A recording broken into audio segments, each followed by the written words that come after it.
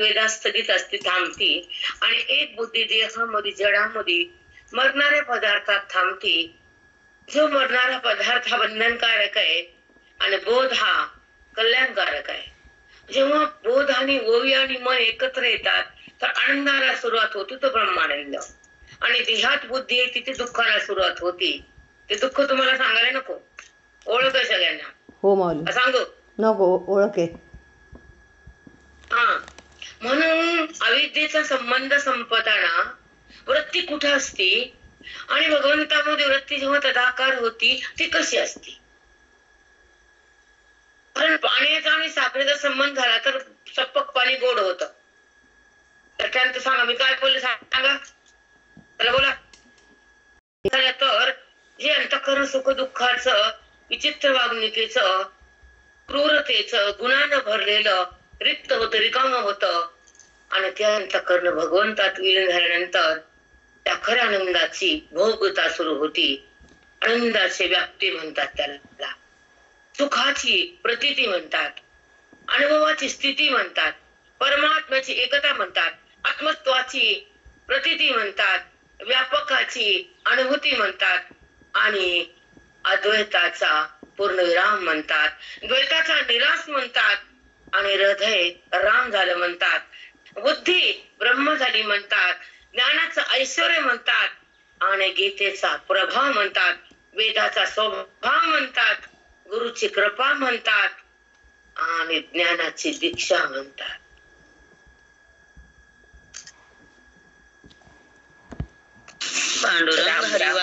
कथा भोग घेतो आणि अंतःकरण सदा न कथा विकारात आणि दुःखात आणि जगात पसरलेलं असतं.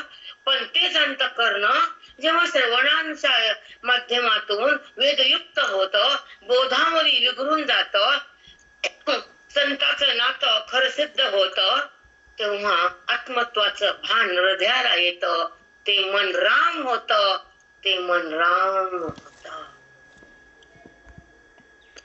साठी वेद आहे, यासाठी गुरुचा बोध आहे, यासाठी ओवीचा शब्द आहे, यासाठी गीतेचा गाभार आहे, यासाठी संताची दीक्षा आहे, यासाठी ग्रंथाचं कक्ष आहे. आता इकडे राहायला शिका. हो माऊली. आज पसारा आहे तुमचा संसाराचा, तुम्ही मांडलेला. कारण तुमचं प्रारब्ध तुम्ही घडवलं म्हणून तुम्हाला सुख दुःख आले, आणि तुमचं प्रारब्ध थांबलं तुम्हाला संत मिळाले, तुम्हाला ग्रंथ कळाले, तुमचा अंतःकरणातला मन गेला, ज्ञानाचा मेळ झाला, सुखाचा अनुभव आला, ब्रह्मज्ञान म्हणते त्याला.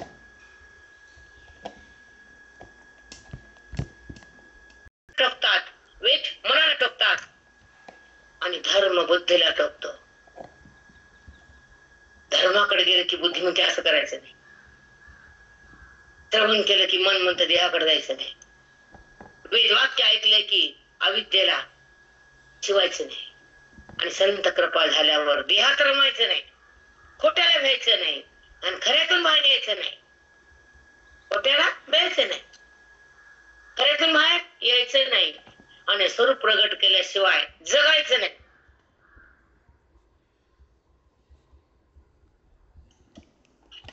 चला मंगल घेते.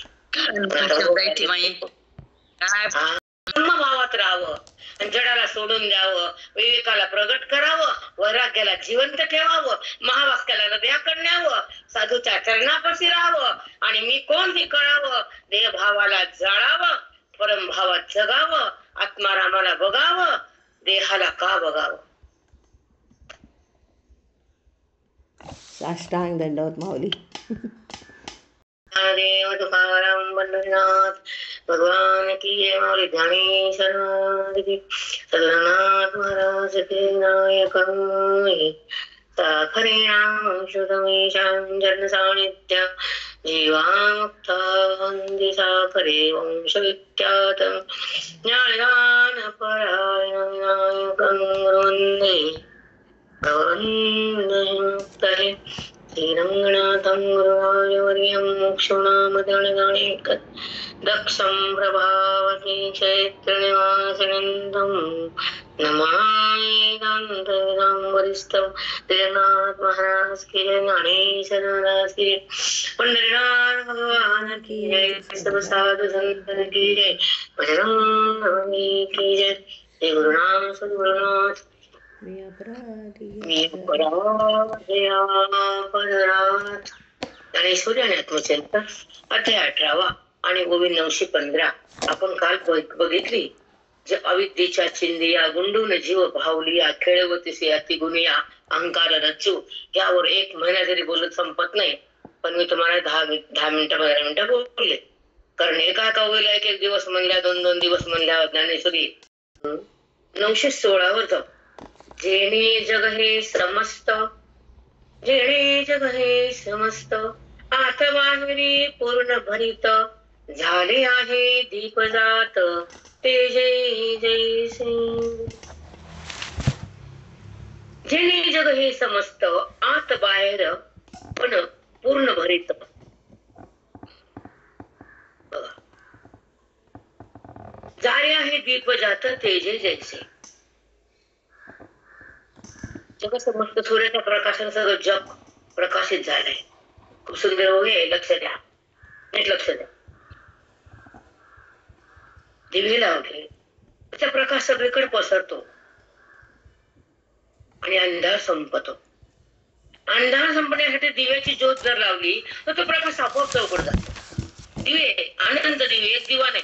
दिवा म्हणलं तर एक असतं, दिवे म्हणलं तर नाना असतं. म्हणून जेणे जग हे समस्त, आत बाहेरी पूर्ण भरित, झाले आहे दीप जात तेजे जैसे.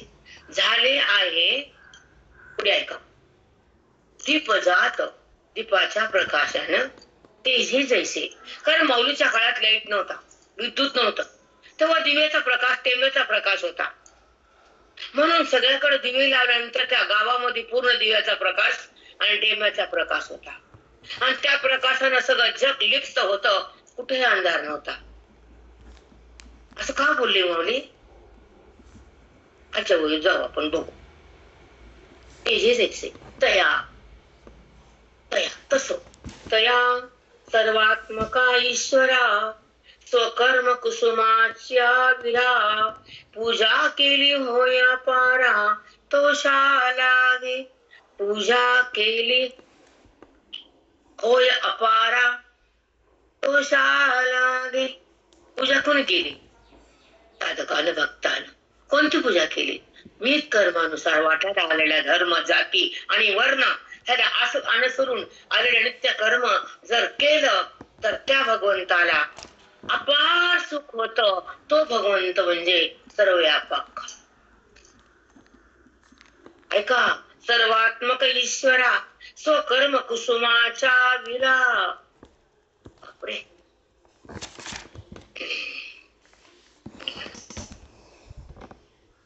भगवंताला सुख आणि आनंद होण्यासाठी आपण विहित कर्माला सोडायचं नाही, दुसऱ्याचं कर्म धरायचं नाही, वर्णाश्रम पालन करायचं नाही. मग कुणाला आनंद होतो? सर्वात्मक ईश्वरा, तो कर्म कुसुमाच्या विरा. अर्जुना, वीर आहेस तू, शूर आहेस, स्वकर्माचं पालन करणार आहेस, चक्रियाला झुंजणार आहेस, माझ्या शब्दाचा बाहेर नाहीस तू. म्हणून स्वकर्म कुसुम, स्वकर्म कुसुम विरा, स्वकर्म कुसुम, कुसुमांचा विरा. बापरे, कुसुम म्हणजे फुलं सांगितले. कुसुम म्हणजे फुलं का काय? दगड काय?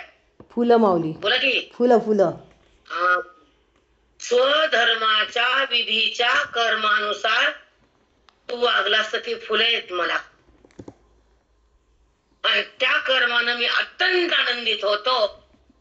परम पुढे सांगितलंय, पूजा केली होय अपारा तोषा लागी. तोष म्हणजे आनंद. तो कर्माच्या जाती धर्मानुसार जर पूजा केली, नित्य कर्म केलंस माझं, तर मला एवढा आनंद होतो अर्जुना, न भूतो न भविष्यती. मी खूप खुश होतो. साधी भाषा, पण आपल्याला उमजत नाही, कारण आपण तिथं मन देत नाही आणि शांत बुद्धी नाही, आपली पवित्र अंतःकरण नाही. मलिन अंतःकरणामध्ये ओवीचा बोध तर उमगतच नाही, पुन्हा टिकतच नाही. हो मा आणि पवित्र बुद्धीशिवाय उमगत नाही, लिहून ठेवायचं बॉन्डवर. जेव्हा अंतःकरण पवित्र आणि पुण्य अपार असन, सतसंग असन, वेदाची संपत्ती लुटायचं असन, ब्रह्मस्वरूपामध्ये रमायचं असेल आणि या जडाला सोडायचं असेल, तर विवेकाची अत्यंत गरज आहे. वैराग्याचा प्रभाव पाहिजे, विवेकाची गरज पाहिजे, साधूचा संग पाहिजे, बोधाचं अंग पाहिजे, ओवीच्या शब्दाचा पावर पाहिजे. तेव्हा ती ओवी तुमच्या हृदयात थैमान घालती आणि अविद्येतून मन बाहेर येतं आणि मी कोण हे त्याला कळू लागतं. तेव्हा ते अविद्या भस्म होती, ब्रह्मविद्या आत जाती. ही ओवीची शक्ती, हृदयाची भक्ती जेव्हा एकत्र होती. अधिकार म्हणतात साधक दशेतला, वेद जाणारा अंतःकरणाचा अधिकार लागतो. संसार करायला बुद्धी भ्रष्ट लागती, पैसा कमवायला दोष लागतो, अहंकार यायला विद्या लागती, जगत खरं म्हणायला भ्रम लागतो, मी देह म्हणायला वासना लागती आणि ब्रह्मबुद्धी व्हायला संत लागतात.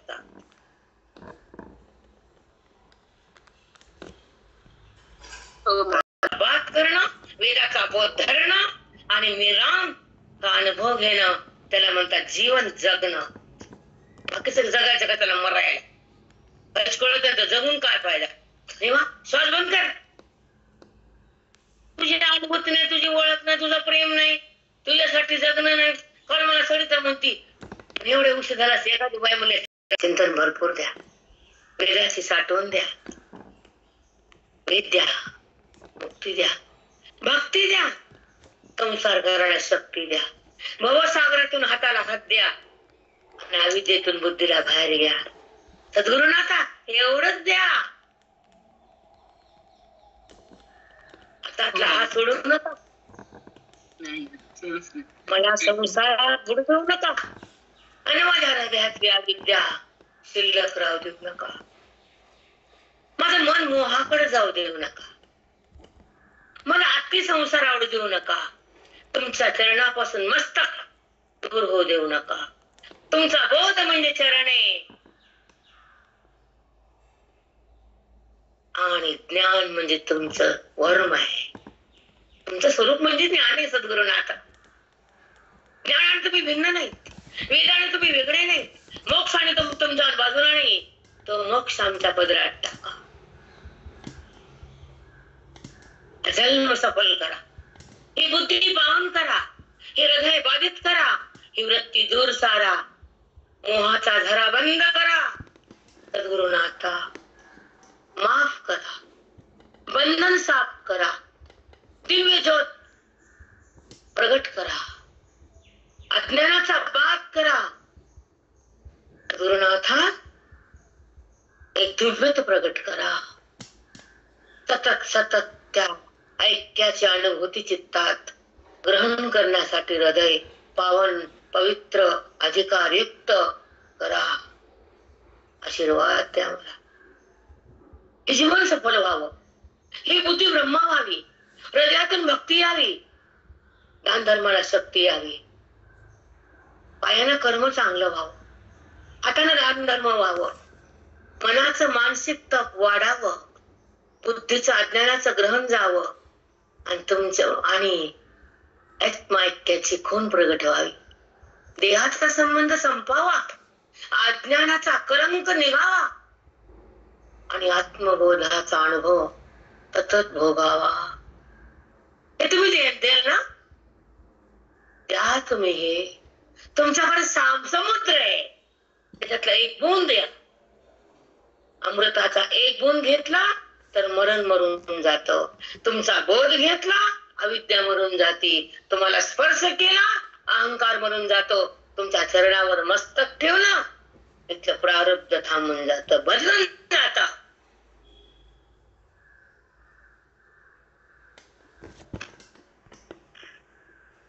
प्राप्ती आत्म्याची, प्रतीती सुखाची, अनुभूती ब्रह्मानंदाची. जगताची अनुभूती नको आता. जगत भाव संभावा देवा, आत्मभाव प्रगटावा, मोह मुळा सगट जावा, आणि तुझ्या ऐक्याचा अनुभव सतत बुद्धीनं भोगावा. मन विठ्ठल विठ्ठल बनावं, हृदय पावन व्हावं, आणि अद्वैताचं चिंतन हृदयातून ओसंडून यावं.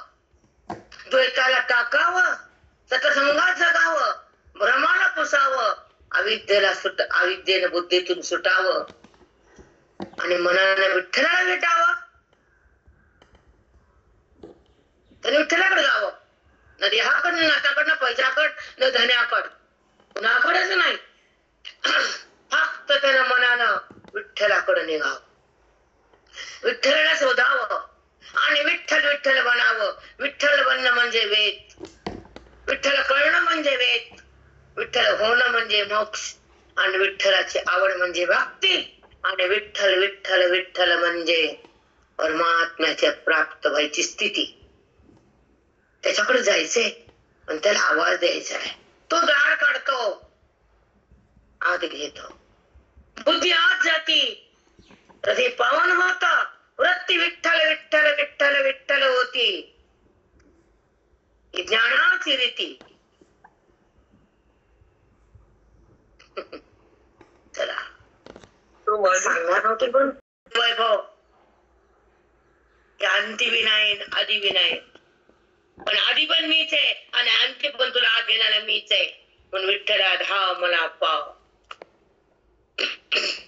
चला जाऊ द्या, उभी थांबली. चला, तेणे जणे जग हे समस्त, आत बाहेर जे पूर्ण भरित, झाले आहे दीप जात तेजे जैसे. जसा अंधार असतो सूर्य मावळल्यावर, आणि दिवे लावले त्याचा प्रकाश सगळीकडे आपोआप पसरतो, त्याचं तेज अंधाराला संपवत, असं माऊली सद्गुरुनाथ ज्ञानोबा म्हणतात. तया सर्वात्मक ईश्वरा स्वकर्म कुसुमाचा विरा, पूजा केली होया पारा तो शालागी.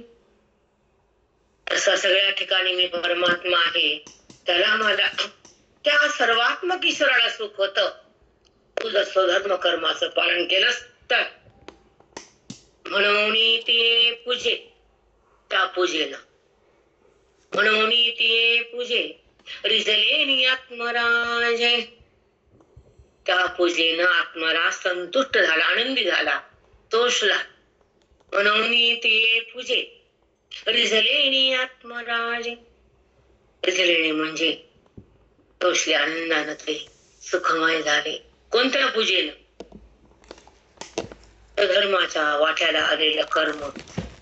आणि काय होतं मग त्या पूजेनं? सर्वात्मक ईश्वरा, सगळ्या ठिकाणी ईश्वर सुद्धा आनंदित होतो. साकार नाही, माती कळलं ना कोणता देव काय ते, कोणता गुरु निर्गुण आहे, कोणता असगुण आहे, कोणता व्यापक आहे, कोणता मंदिरात आहे, कोणता हृदयात आहे, कोणता अभंगात आहे, काही कळलं. निगडी उठली आपलं सपाटात दंदाना. घरात कळतं 50 डबे असले की कशात काय, कशात काय. 100 डबे बैला पाठात बैला. 5 मजली बिल्डिंग असते, प्रत्येक रूम मध्ये वस्तू पाठ असते, पण बुद्धी सपाट असते ज्ञानामध्ये. असते की नसते? हो माऊली, खरंच आहे. एका गव्हाचा रवा आहे, मैदा आहे, दली आहे, कणिक आहे, पण त्याला कारण एकच गहू आहे. तसं सगळ्या ईश्वराच्या रूपाला कारण फक्त चैतन्य घन परमात्मा परब्रह्म आहे. तुमचं सदा ज्ञानच असतं. तुला काय असतं का? काय बोलतेत लोक, काय नाही. दीक्षा नाही, साधूची संगती नाही, श्रवणाची भक्ती कधीच नाही.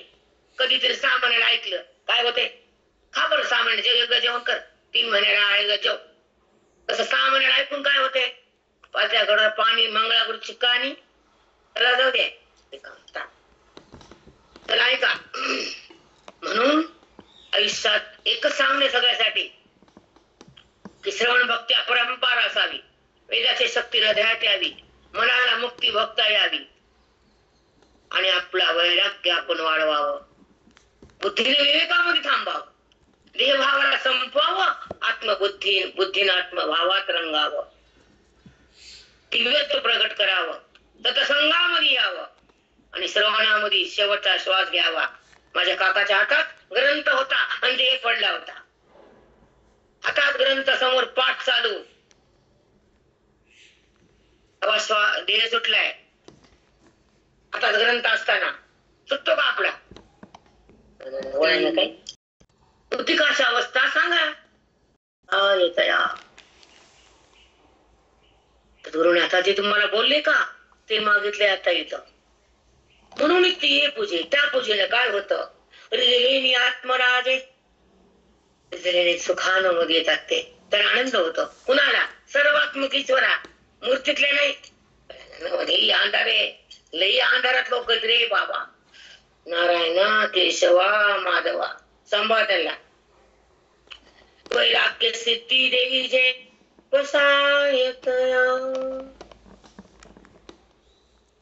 सर्वात्मक व्यापक असलेल्या परमात्म्याला आनंद होतो. आणि तोच परमात्मा त्या साधकाला वैराग्याची सिद्धी द्या असं म्हणून माऊली बोलतात. कारण वैराग्याच्या सिद्धीनं तो जीवात्मा परमात्म्यामध्ये येईल आणि त्याचा माझा ऐक्य होईल आणि तो माझ्या स्वरूपाला पाहिल, तो जीवन मुक्त होईल. हा माझं वरदान आहे म्हणतात माऊली. प्रसाद म्हणजे प्रसाद. त्याला वैराग्याचा प्रसाद त्या केळाचा नाही.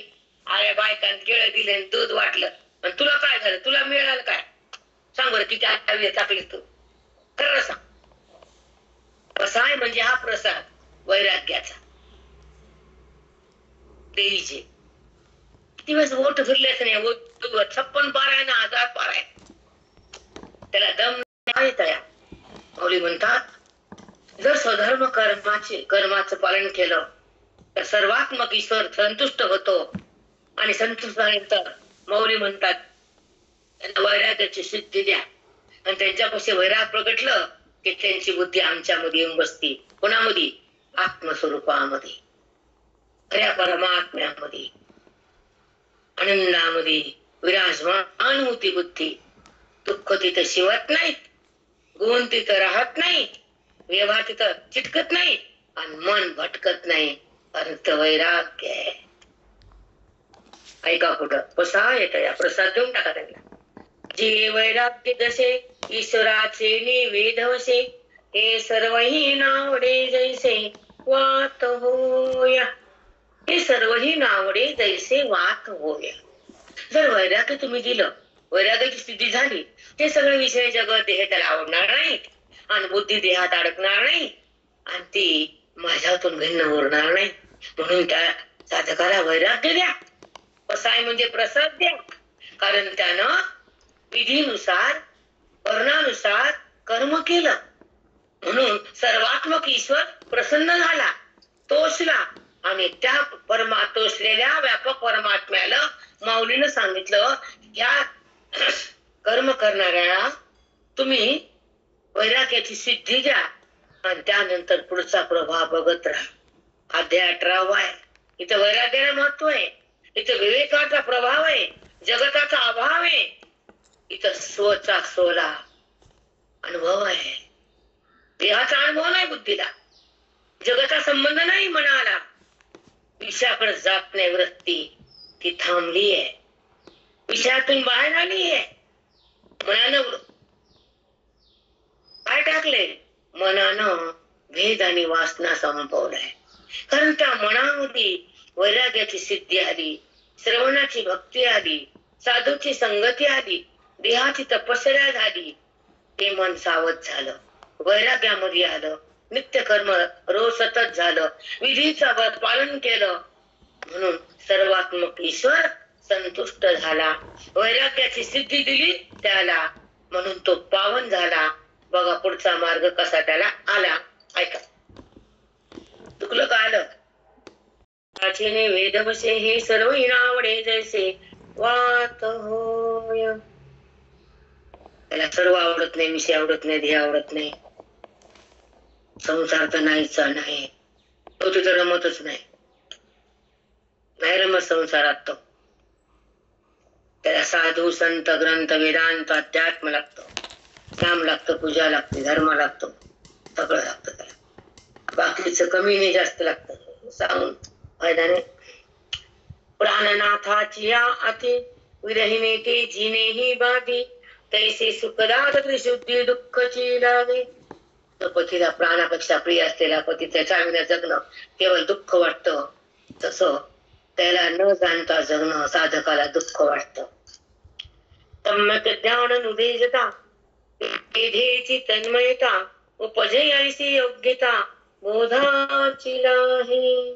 सम्यक ज्ञान नुजेता. सम्यक ऐका, सम्यक म्हणजे यथार्थ ज्ञान. यथार्थ म्हणजे परमात्म्याला प्रगट करणारं वेदाचं ज्ञान यथार्थ म्हणतात. आणि वृत्तीने केलेलं जगताचं ज्ञान ब्रह्मज्ञान म्हणतात. स्वरूप ज्ञानाला प्रगट करणारं वैदिक ज्ञान जेव्हा हृदयात येतं, संतांच्या संगतीमध्ये वेद बोलतो, गीतेच्या द्वारे मन त्या वेदाकडे जातं, त्याला सम्यक ज्ञान म्हणतात, यथार्थ म्हणतात, खरं ज्ञान म्हणतात. व्यवहारिक ज्ञान जगताचं ज्ञान खोटं म्हणतात. त्रिपुटीच्या माध्यमातून झालेलं ज्ञान ब्रह्मज्ञान म्हणतात. आणि खरं ज्ञान यथार्थ भगवंताच्या ओळखीला म्हणतात. जगताची ओळख होती आणि भगवंताची ओळख होती.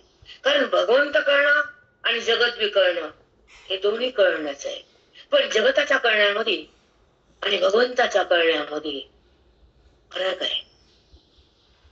जगत कळणं हे अविद्येचा संबंध आहे आणि भगवंत कळणं ब्रह्मविद्येचा संबंध आहे.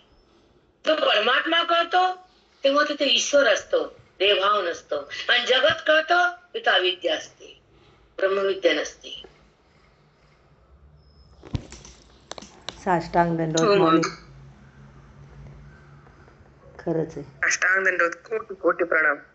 सुंदर शब्द आले बेटा. न भूतो न भविष्यते.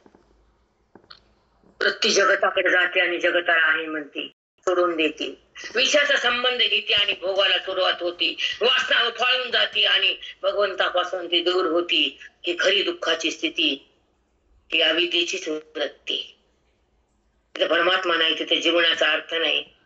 जिथं भगवंताची भेट नाही, जिथं बुद्धीला देहातून निघता येत नाही, ती विषयातून बाहेर संपत नाही, तिच्या अविद्या तिला टाकताच येत नाही, तिचा मोह तिला सावरतच नाही, तिला मन आवरतच नाही, अविद्या मनाला ईश्वराकडे जाऊ देतच नाही.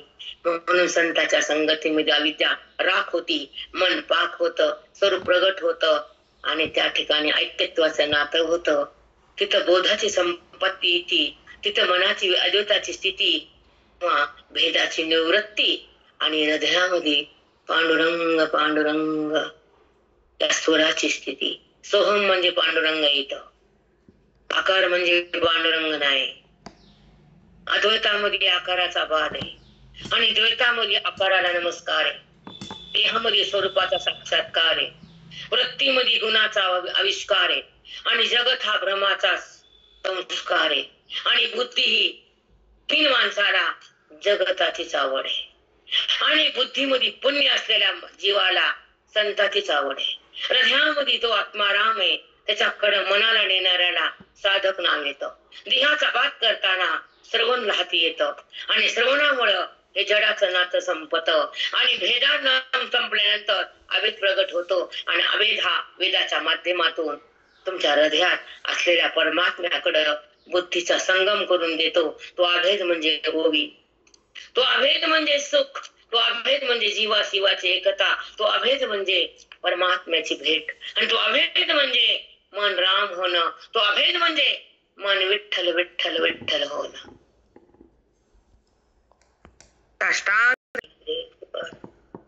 पंढरीनाथ की जय, महाराज ज्ञानेश्वर महाराज, तुरंगनाथ महाराज की जय, सब साधु संतन की जय, बजरंग बली की जय.